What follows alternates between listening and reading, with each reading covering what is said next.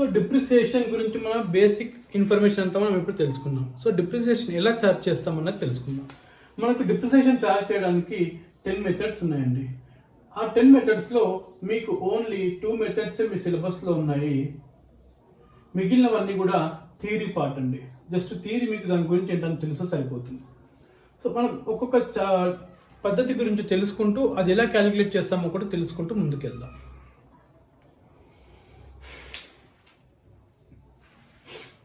మనకి SLM అంటే straight line method,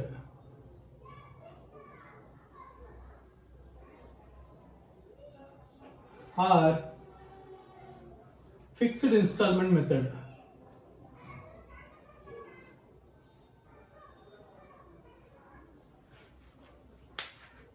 ఈ straight line method or fixed instalment method అంటే ఏంటి? మనకు ఆల్రెడీ డిప్రిసియేషన్ ఛార్జ్ చేయాలంటే 3 ఐటమ్స్ ఇంపార్టెంట్. ఏంటి? Depreciable amount, second thing useful life, third thing ఈ డిప్రిసియబుల్ లైఫ్ అంటే ఏంటో, మనకు డిప్రిసియబుల్ అమౌంట్ అంటే ఏంటో మనం నిన్న మాట్లాడుకున్నాం. డిప్రిసియబుల్ అమౌంట్ మనకు రావాలి అంటే కనుక ఒరిజినల్ కాస్ట్ ఏదైతే ఉందో మిషనరీకి, ఆ ఒరిజినల్ కాస్ట్ని ప్లీజ్ మీరు ఒక బుక్ ఒక పెన్ తీసుకోండి. ఇక్కడ నుంచి ఈ పార్ట్ అంతా కూడా మీకు ఇంపార్టెంట్. మీరు ఇదంతా రికార్డ్ చేసుకోండి బుక్లో, మీకు ఫర్దర్గా ఉపయోగపడుతుంది.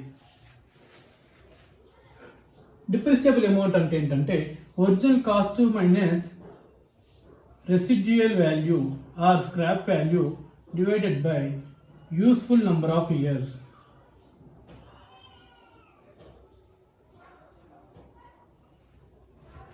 మనం దీని గురించి నిన్న ఎగ్జాంపుల్లో చెప్పుకున్నాం. ఒరిజినల్ కాస్ట్ అంటే ఏంటి సార్? ఒరిజినల్ కాస్ట్ అంటే ఫర్ ఎగ్జాంపుల్ ఇప్పుడు మనం ఒక ఎగ్జాంపుల్తో చెప్పుకుందాము.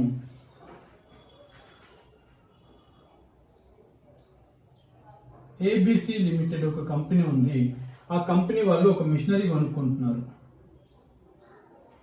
అయితే ఈ మిషనరీ ఇక్కడ మనకు సో అండ్ సో కంపెనీ తయారు చేస్తుంది. ఈ సో అండ్ సో కంపెనీ వాళ్ళు ఈ మిషన్ వాల్యూ ఎంత చెప్తున్నారంట? 1 lakh చెప్తున్నారంట. మన కంపెనీ వచ్చేసి ఇది వచ్చేసేమో కోటిలో ఉంది, ఇంకోటి వచ్చేసేమో ఎక్కడో కర్ణాటక దగ్గర ఇంకో కంపెనీ ఉంది. ఇక్కడ ఇన్స్టాలేషన్ జరగాలి.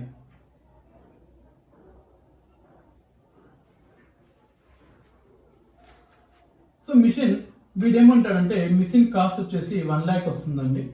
మిషన్ ఎవరైనా సరే మిషనరీ కానీ లేకపోతే మీరు ఈవెన్ ఒక కారు కొనుక్కోవడానికి వెళ్ళినప్పుడైనా సరే కారుకి ఇంజన్కి ఒక లైఫ్ ఇస్తాడండి.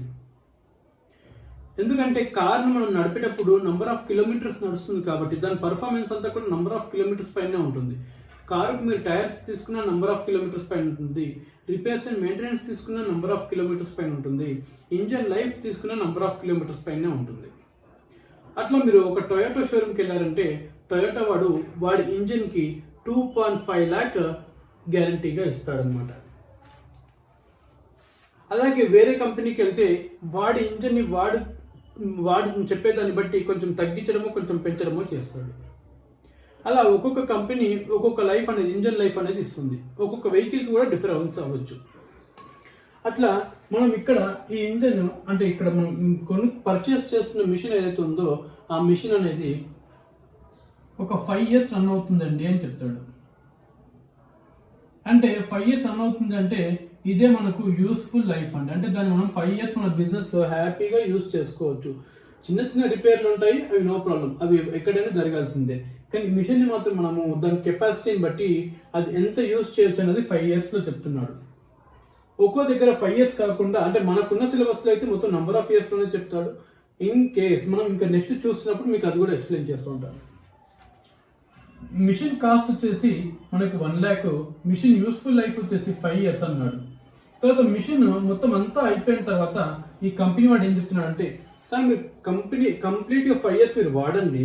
ఒకవేళ 5 years వాడిన తర్వాత మీరు వద్దనుకుంటే కనుక మిషన్లో అప్పటికి మీకు అయిపోయి ఉంటుంది కాబట్టి 5 years తర్వాత మీరే మళ్ళీ మాకు ఆ మిషన్ ఇచ్చేస్తే లేటెస్ట్ టెక్నాలజీ మోడల్ అప్పటికి ఏదైతే ఉందో ఆ మిషన్ని మీకు ఇస్తాము.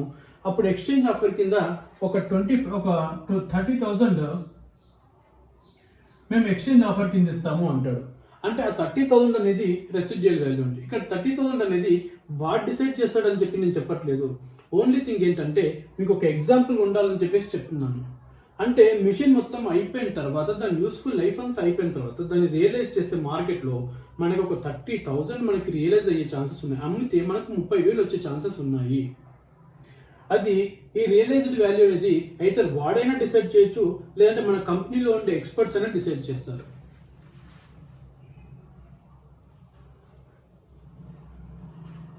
ఇది మనకి స్క్రాప్ వాల్యూ అన్నమాట. ఓకేనా? సో ఇప్పుడు మనం దీన్ని యూజ్ చేసుకుని ఈ డేటాని యూజ్ చేసుకొని మనం ఫర్దర్గా కంటిన్యూ అవుతున్నాం. వీడు ఇంకేం చెప్తాడంటే ఈ మిషన్ మీ దగ్గర నుంచి మీ దగ్గర వరకు పంపిస్తాం సార్, మా దగ్గర నుంచి మేమే పంపిస్తాము, దానికి గాను ట్రాన్స్పోర్టేషన్కి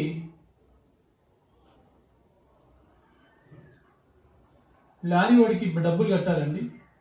ఆ లారీ ఓడికి ఒక 15,000 అవుతుంది. ఓకే, ఎట్లా 1 lakh పెట్టాం కాబట్టి ఇంకొక 15,000 మిషన్ మన దగ్గర కావాలి కదా. అంటే మనకి ఇక్కడ అసెట్స్ దగ్గర ఒక కాన్సెప్ట్ ఉందండి. ఏంటంటే ఎప్పుడైనా సరే అసెట్స్ ఏవైనా కొనుక్కున్నప్పుడు అసెట్ వచ్చి మన దగ్గర ఇన్స్టాల్ అయ్యి దాన్ని స్విచ్ ఆన్ చేయగానే మనకి ప్రొడక్షన్ రన్ అయ్యేంత వరకు, అంటే ప్రొడక్షన్ రన్ అవ్వడానికి రెడీగా ఉన్నప్పటి వరకు కూడా ఏవైతే కాస్ట్లు ఉంటాయో ఆ కాస్ట్లన్నీ దీనికి యాడ్ చేస్తాం అనమాట. అంటే దానికి ఇప్పుడు ట్రాన్స్పోర్ట్, అంటే ఇక్కడ నుంచి ఇక్కడికి మిషన్ రావాలి కదా, దానికి ట్రాన్స్పోర్ట్ అంటున్నాం. ఆ ట్రాన్స్పోర్ట్ అయినా సరే అసెట్ కాస్ట్కి మనం యాడ్ చేస్తాం. ఆ 1 lakh ఈ 15,000 యాడ్ చేస్తే 1,15,000 అవుతుంది. అలాగే మిషన్ ఇక్కడికి వచ్చిన తర్వాత మనకి ఇన్స్టాల్ చేయడానికి రాదు. సో ఇక్కడ నుంచి ఒక టెక్నీషియన్ వస్తాడు. ఆ టెక్నీషియన్కి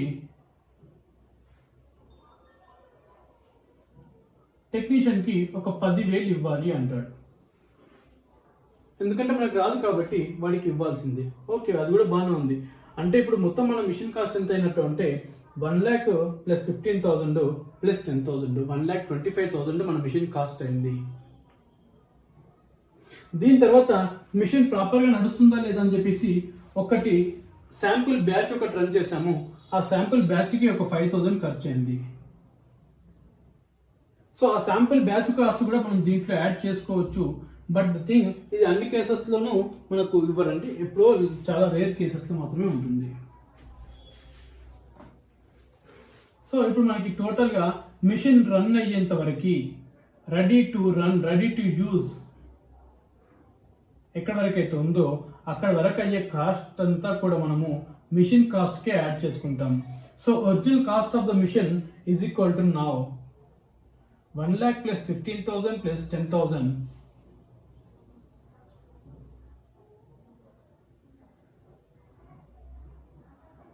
సో ఈ మూడు 1, 2, 3 ఈ మూడు ఫిగర్స్ని మనం టోటల్ చేస్తే 1,25,000. ఇది మన ఒరిజినల్ కాస్ట్ అండి. ఇది మన original cost of the asset, అది 1,25,000 మైనస్ రెసిడ్యూయల్ వాల్యూ. కంపెనీ వాడు ఏం చెప్తున్నాడంటే మీరు మొత్తం అంతా అయిపోయిన తర్వాత, యూసేజ్ అంతా అయిపోయిన తర్వాత అమ్మేస్తే నేనే 30,000 తీసేసుకుంటాను ఎక్స్చేంజ్ ఆఫర్ కింద అన్నాడు. సో ఎక్స్చేంజ్ ఆఫర్ కింద అని చెప్పి వాడు ఒక రఫ్గా మనకు ఒకటి ఇచ్చాడు కాబట్టి మనం దాన్నే తీసేసుకుంటున్నాం.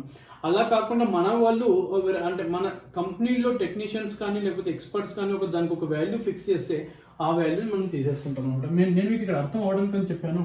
సో 30,000. ఇక్కడ యూస్ఫుల్ నెంబర్ ఆఫ్ ఇయర్స్ ఇచ్చాడు. వాడు కంపెనీ వాడు ఏమని చెప్పాడంటే 5 years వస్తుందండి అని చెప్పాడు. సో ఇప్పుడు చూసుకుంటే కంపెనీ ఆ మిషన్ ఎంత వర్క్ చేస్తుంది అనేది మనకి ఇక్కడ అర్థమైపోయింది.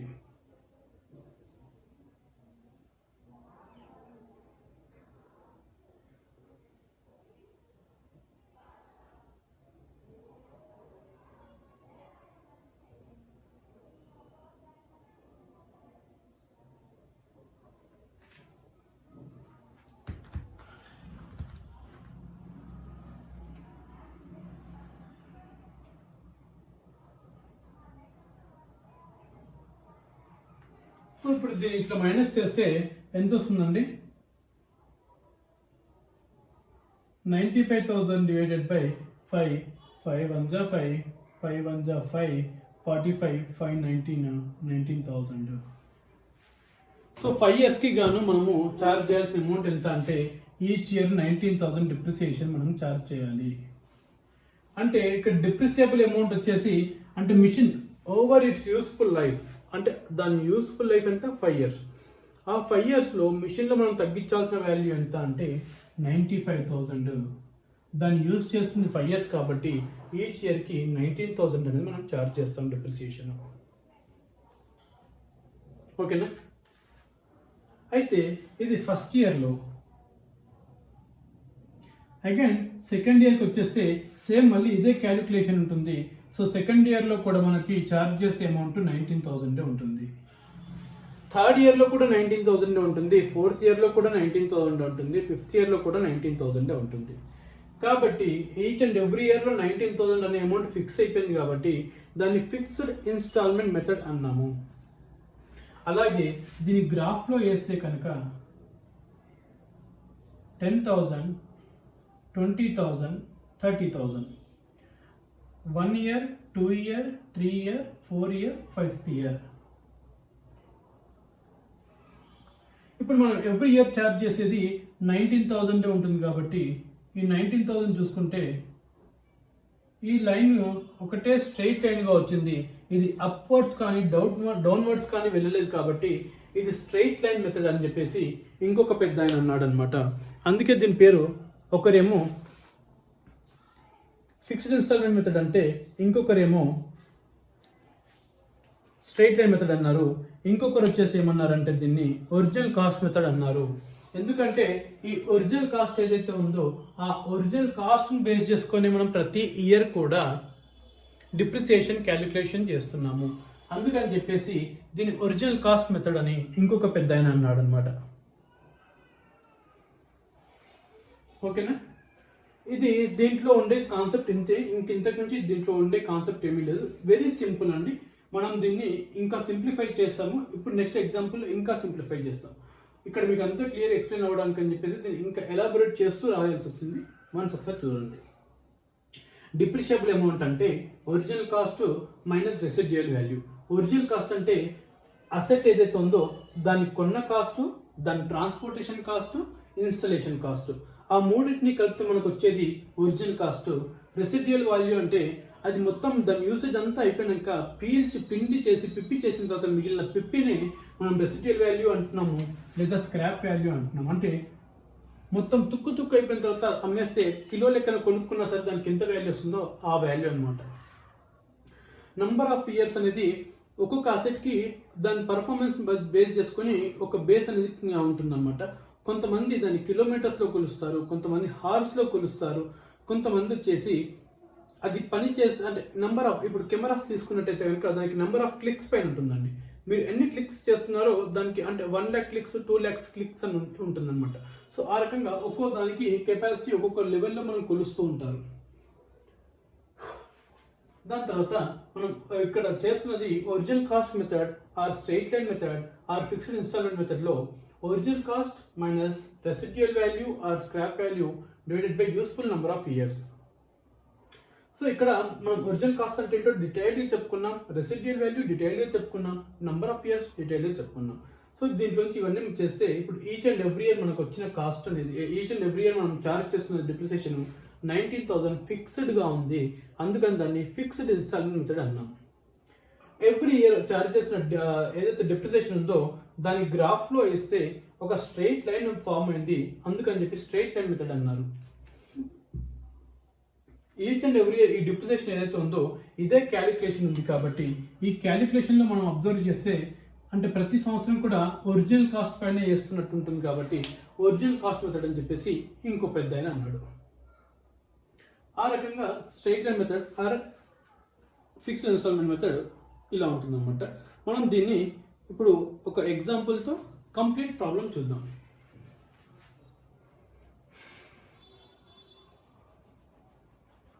ప్లీజ్ నోట్ చేసుకుంటూ ఉండండి. అలాగే మీరు రివైజ్ చేయడం అనేది చాలా ఇంపార్టెంట్ అండి. రివైజ్ చేస్తూ ఉండండి, నెంబర్ ఆఫ్ టైమ్స్ రివైజ్ చేస్తూ ఉండండి. మ్యాక్సిమం మనమే క్లాస్లో ఇప్పుడు ఈ కాన్సెప్ట్ని నేను మీకు చెప్పడమే 2 times ఇక్కడే రివిజన్ చేశాను. బట్ ఎనీథింగ్ మీకు ఈ అర్థం కాకపోతే కనుక again you can any time message me through comment or through WhatsApp or through mail.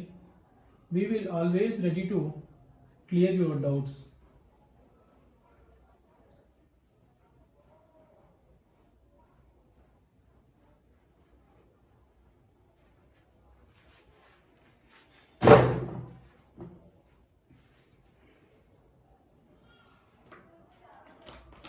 Excuse me.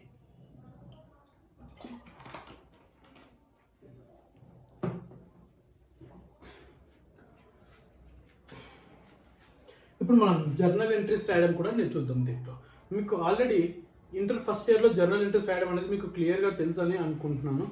So anyhow మనం అగైన్ ఒకసారి చూస్తూ వెళ్దాం. బట్ డీటెయిల్గా కావాలంటే కనుక మీకు డిస్క్రిప్షన్లో ఇంటర్ ఫస్ట్ ఇయర్ క్లాసెస్ కూడా మేము మెన్షన్ చేస్తున్నాము. జర్నల్ ఎంట్రీస్కి కావాల్సిన క్లాసెస్ని మీరు మళ్ళీ అక్కడ వెళ్ళి ఒకసారి చూసి క్లియర్గా చూసిన తర్వాత మళ్ళీ ఇక్కడ వచ్చి చూడండి మీకు ఏమైనా డౌట్స్ ఉంటే. ఆర్ఎల్స్ మీరు you can continue with this. ఓకేనా?